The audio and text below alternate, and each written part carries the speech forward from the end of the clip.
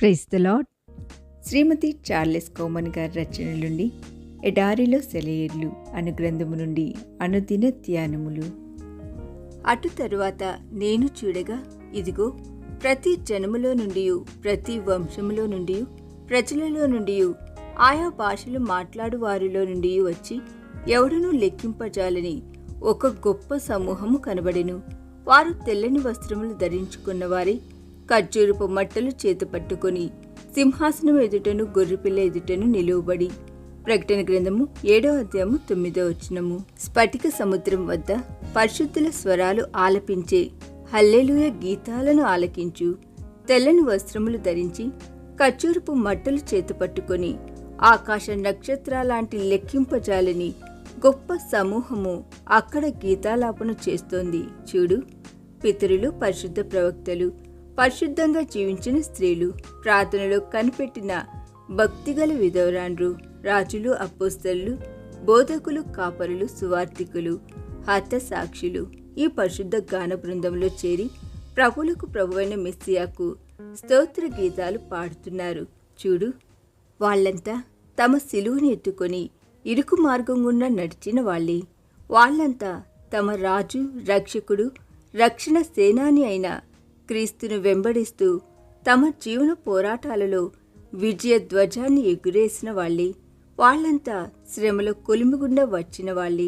వాళ్ళంతా యేసు రక్తంలో కడుగుబడిన వాళ్ళే. వాళ్ళంతా గొర్రెపిల్ల రక్తంలో తమ వస్త్రములు ఉదుకుకున్న వాళ్ళే. వాళ్ళంతా శోధింపబడిన వాళ్ళే. వాళ్ళంతా శోధనల్లో స్థిరంగా నిలిచిన వాళ్ళే. వాళ్ళు ఈ లోకంలో అపహాసాలను ఎదుర్కొన్నారు, చెరసాల శిక్షలను అనుభవించారు, రాళ్లతో కొట్టబడ్డారు, చిత్రహింసలను అనుభవించారు, రంపాలతో కోయబడ్డారు, కత్తులతో నరకబడ్డారు.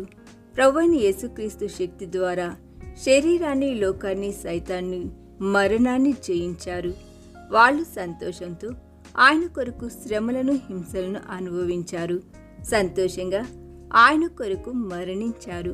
మరణము ద్వారా మత్స్యమైన శరీరములను వదిలి అమర్త్యతను ధరించుకున్నారు. ఇప్పుడు వాళ్ళు పరలోక మహిమలో పరిపాలిస్తున్నారు. ఇప్పుడు వాళ్ళు పరలోక మహిమ వెలుగుల మధ్య బంగారు వీధుల్లో సంచరిస్తున్నారు. ఇప్పుడు వాళ్ళు జీవజల నదిలోని నీళ్లు త్రాగుతూ అనంతమైన ఆనందాన్ని అనుభవిస్తూ విశ్రమిస్తున్నారు. వాళ్ళంతా ఆశీర్వాదకరమైన త్రిత్వం యొక్క నిరంతర ప్రేమ సమాధానమును రుచి చూస్తున్నారు. పరమానందపు ఫలములను అనుభవిస్తూ పరవశించిపోతున్నారు. అవును, కుమారుడైన దేవుడు, తండ్రి అయిన దేవుని ఏకైక కుమారుడు, పరలోక వెలుగు అయిన ఇమ్మానేలుతో పరిశుద్ధులు సదాకాలము నివసిస్తారు. ఈ దిన ధ్యానము మనందరి ఆత్మీయ జీవితమునకు ఆశీర్వాదకరముగా ఉండునుగాక. ఆమేన్.